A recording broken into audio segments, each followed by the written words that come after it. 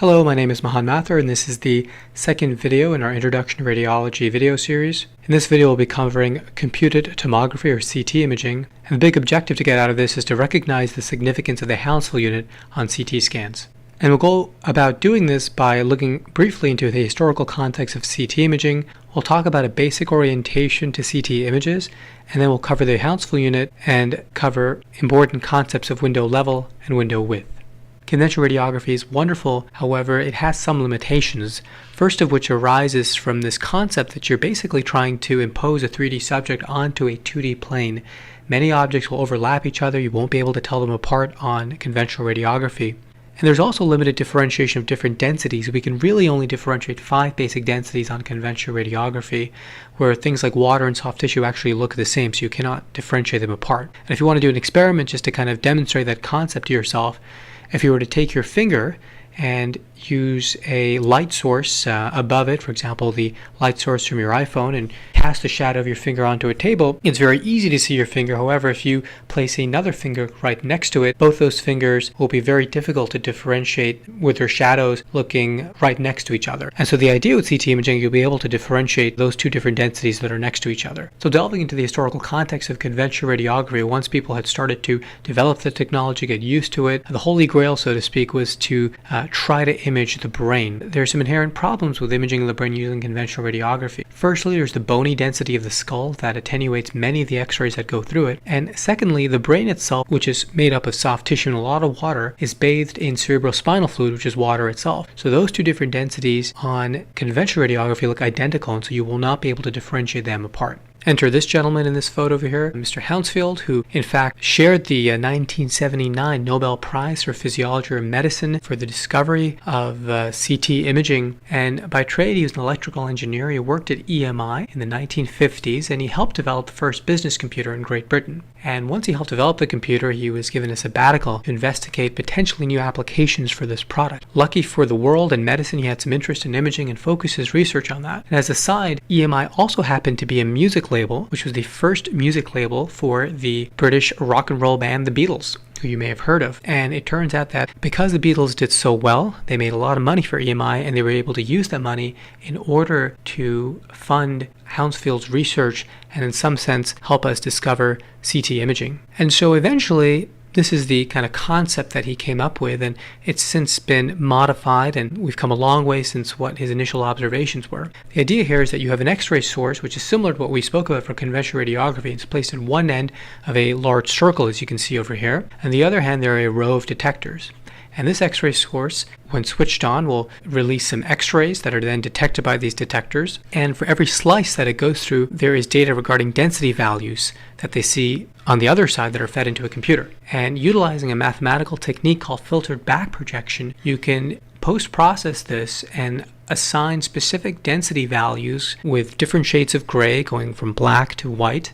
And those shades of gray can then be projected onto a computer screen and then make up the image of that particular slice. And so this is what it kind of looks like in practice. You can see here the X-ray generator is beaming some X-rays. There's detectors on the other side, and the patient is moved through this X-ray generator as the generator itself and the detectors slice through the patient's abdomen, getting information about the patient's densities at all these different levels, feeding that into a computer. This is what an X-ray machine looks like. Obviously, it's been unearthed a little bit to see the insides of it, and you can see it actually goes very, very quick, and so you can get CT imaging done from the head to the toe in 30 to 40 seconds. Initially, when this was first released, every image that they would take, every slice would be around 20 minutes each. And so if we orient ourselves to CT images, we can look at the CT images number 1 and number 2. Try to look at the following questions, see if you can answer them for yourselves. Which patient is lying supine? Which patient is lying prone? How can you tell? What's the right side of the patient? What's the left side of the patient? If we go to the next slide, we can see that patient number 1 is lying supine. This is the CT gantry. This is the table. Patient's back is lying on that table. Patient 2 is lying prone. This is the patient's front lying prone on the same table. By convention, right is going to be this side over here, left is going to be this side of the hair, and this won't change when the patient is lying prone as well. Right side here and left side over here. If you look at these two CT scans, one of these patients was given intravenous contrast and one was not. So this one was without intravenous contrast, this one was with intravenous contrast. This is the aorta in the mid portion of this image over here. You can see the same aorta in a different patient over here. If you look at the inside of the aorta, it looks exactly like the liver or the spleen or the muscles here, that shade of gray. When we give contrast, that contrast appears very bright on CT imaging, so it appears very white. In addition, in number 2, additional route of contrast was given. See if you can pick that out. And this was oral contrast, which appears bright and is seen within portions of the patient's bowel over here. So the Hounsfield unit, this is an important concept, is a value used to measure density on CT scan. That's a unit of radio density. And so when this was assigned by Hounsfield in his original work, he arbitrarily said that water will have a Hounsfield unit of 0 and air will have a Hounsfield unit of minus 1,000. And all the different densities in between will have different Hounsfield units.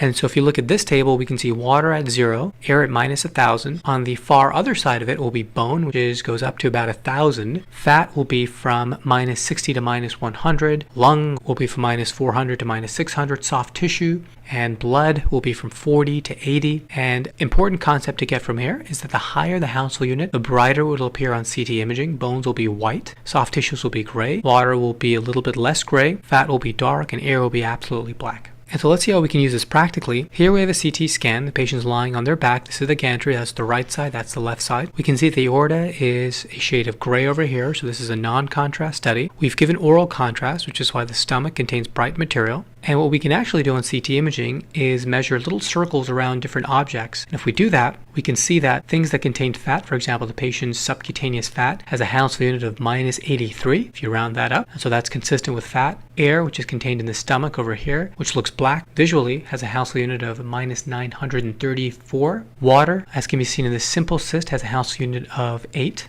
While blood has a Hounsfield unit closer to 50. Bone, as you can see over here, has a Hounsfield unit of 277. So this is how we use Hounsfield units in order for us to recognize what the contents of the structure contain.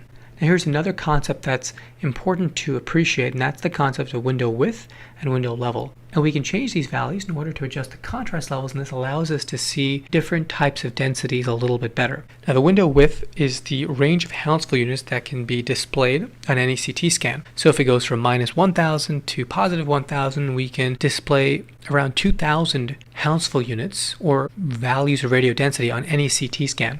The problem is that the human eye is very limited in its ability to differentiate all those different shades of gray. And we can probably only differentiate about 16 shades of gray. And so the wider that window level is, if you divide that by 16, it tells you that you can only really differentiate very few different types of radio densities on that particular image. The narrower the window width is, for example, if you adjust it so that you say, okay, I only want to see a range of 500 Hounsfield units, say from minus 100 to positive 400, you divide that by 16. Now all of a sudden you can showcase those Hounsfield units over much more different shades of gray. The window level, on the other hand, is the central number across that window width. So if we have a window width going from minus 1,000 to 1,000, over 2,000 Hounsfield units, our window level will be set at 0. If it goes from minus 100 to 400, the window level will be at 150. And so if you adjust the window width and level, and these are preset on CT scan machines, when you view them on your image viewer, the abdomen will look like this. If you want to look at the bones, you can set it so you can see the detail of the bones.